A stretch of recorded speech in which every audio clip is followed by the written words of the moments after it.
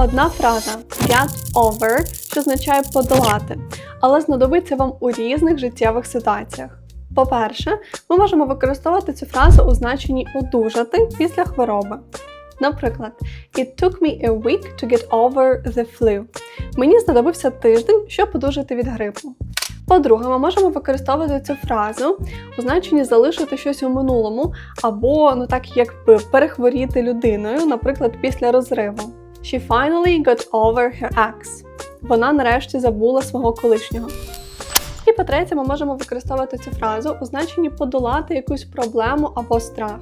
Наприклад, I can't get over my fear of heights. Я ніяк не можу подолати свій страх висоти. Також нейтиви часто кажуть фразу get over it, що означає змирися з цим або оближ це. Що було найважче to get over to be? Ділися в коментарях і підписуйся.